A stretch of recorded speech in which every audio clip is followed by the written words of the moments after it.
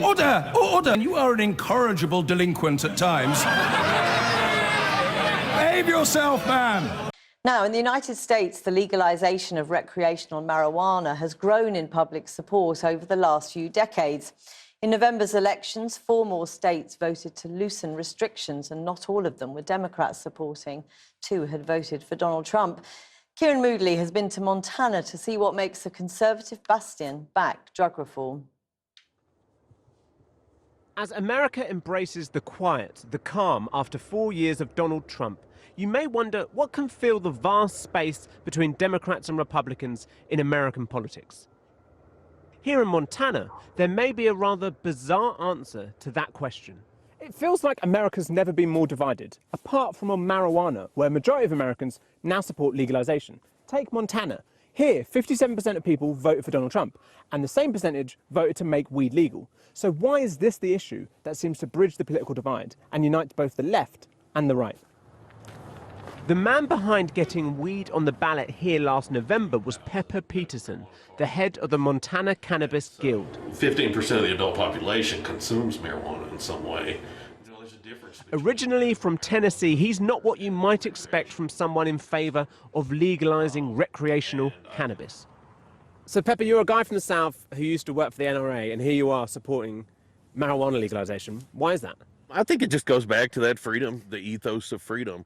And Montanans don't want to tell you what to do at your place. They want to do what they want to do at their place. They don't want to tell you what to do at your place. We're trying to make all parties happy, but at the same time, create a society that's livable and is tolerant. In the past, maybe some Republicans have been a little less than tolerant. Maybe some Democrats have been a little less than tolerant. But on marijuana, everybody seems to be coming together in what looks like a middle now. And it's not just the libertarian factor that explains why this is an issue that a conservative state can get behind. It's also about something central to American politics: money. In the lavish turn-of-the-century state capital, which was built by money from the mines that once powered this state, I met Republicans who realized that in today's world, the funding now needed to come from somewhere else. As we phase away from these, what would have normally been blue-collar type jobs, the guys out cutting timber, lumber, coal, we have to get something in to backfill the pot. You've got a freedom issue and you've got an economic development issue, and I think it's politically very, very popular, and one that I think it'll be legalized within 2 years nationally. The change in marijuana attitudes has been drastic. 20 years ago, a Pew poll found that 63% of Americans didn't favor legalizing marijuana. Now it's reversed. 2/3 want it legal.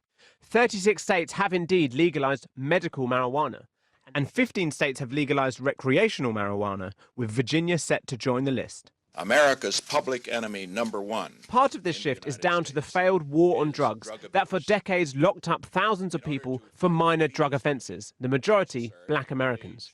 With rising prison populations and the drugs still flowing, Americans and their politicians know this isn't working. So even Trump Republicans are behind legalization. We have seen a generation, particularly of Black and brown youth, locked up for offenses that should have not resulted in any incarceration whatsoever. Racial injustice plays less of a role in Montana, where 90% are white. Here, change has come due to medicinal cannabis being legal since 2004.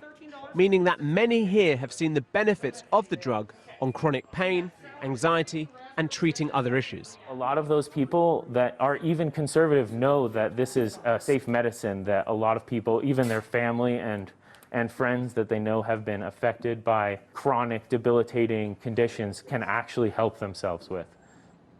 There are bigger issues at play in post-Trump America.